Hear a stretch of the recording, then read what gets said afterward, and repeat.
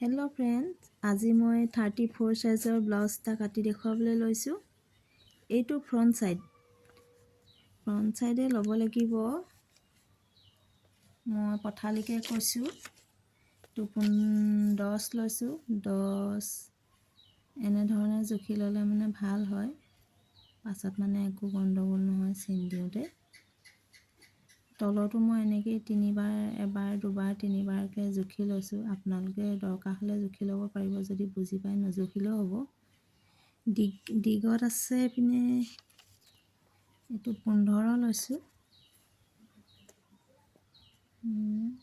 এনেধৰণে জুখি ল'ব, গণ্ডগোল নহয়। এইটো হাতত এইপিনে লৈছোঁ, এইফালে 2 এৰি দিব ডিঙিৰ ওচৰত। হাতত লৈছোঁ 4 ল'ব লাগে, কিন্তু 3.5 ল'লেও হয়, মানে আপোনালোকৰ একো দিগদাৰ নহয়। এনেধৰণে ল'লে 8 টানি ল'ব লাগে। কিছুমানেতো স্কেলে টানে, মই হাতেই টানিছোঁ। আপোনালোকে যদি নোৱাৰে স্কেলে টানি ল'ব, মই হাতেই টানি কৰিব পাৰোঁ। এইটো মোৰ ফাৰ্ষ্ট ভিডিঅ'। এতিয়া মই লৈছোঁ এই ডিঙিটো, আপোনালোকে দুইকৈ তললৈকে দুইকৈ লৈ ল'ব। পাছত আপোনালোকে জুখি এনেধৰণে কাটিব, মানে চিলাই ল'ব পাৰিব, যাতে ভাল হয় অকণমান শ্বেপটো।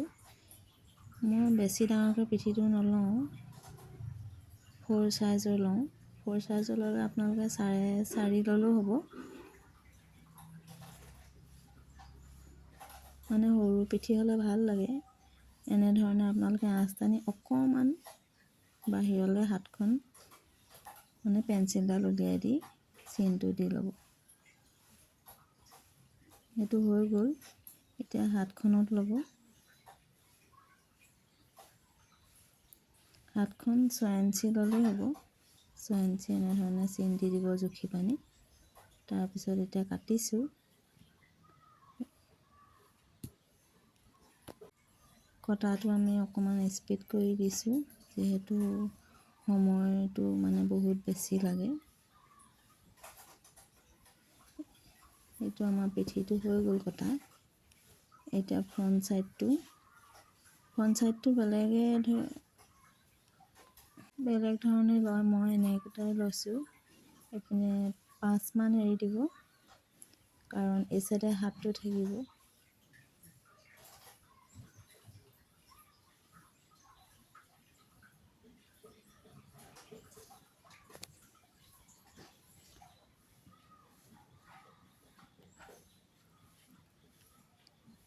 এইটো এচটো বা সেইটো 3.5 ল'ব। ওপৰ পাতাত চিন নিদিব, তলৰ পাতাত চিন দিব।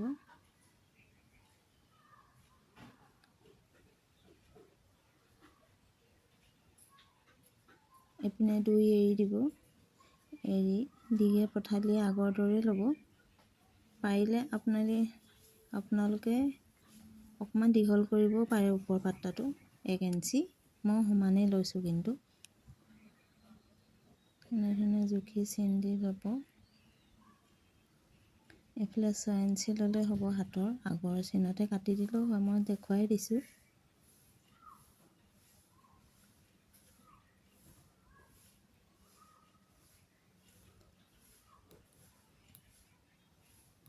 এইটো ব্ৰা চিনটো, ব্ৰাটো হৈছে মই ভিতৰৰ পাকে লওঁ।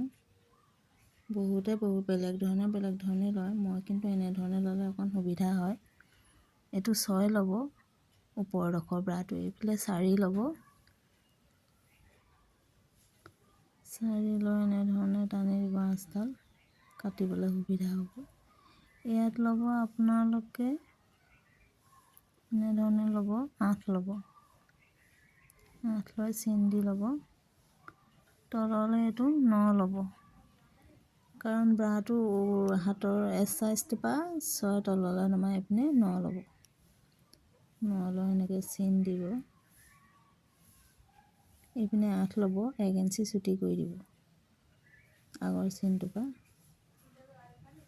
এইটো অলপ ভিতৰলৈ ভৰাই দিব। চেইনটো দিলে ব্ৰাটো মানে জোখৰ আৰু বেলেগে এতিয়া জইন কৰিব দৰকাৰ নাই আপোনালোকে। এনেধৰণে লাহে লাহে আঁচডাল টানি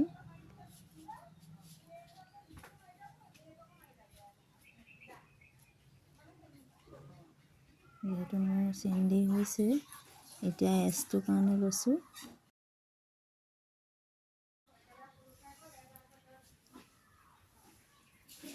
এচটো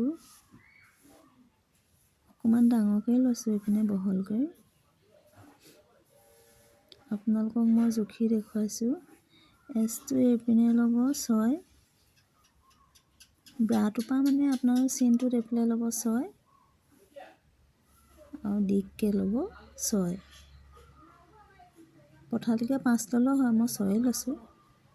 অকণমান পাছত কাট খালেও খাব।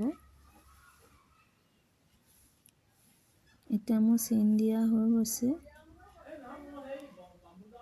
কাটিবলৈ লৈছোঁ।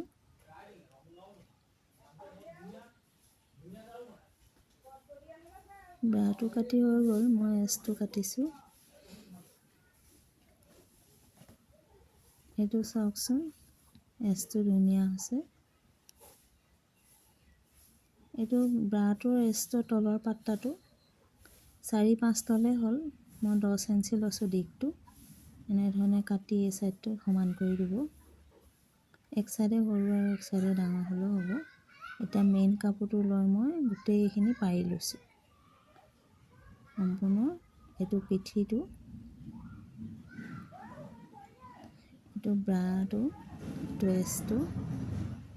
এনেধৰণে পাৰি ল'লে মানে আপোনালোকৰ ভাল হ'ব।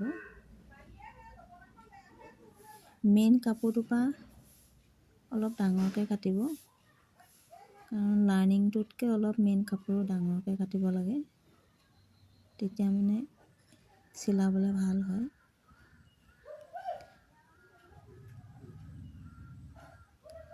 এইটো হাতৰ কাৰণে এইখন কাপোৰ আছে।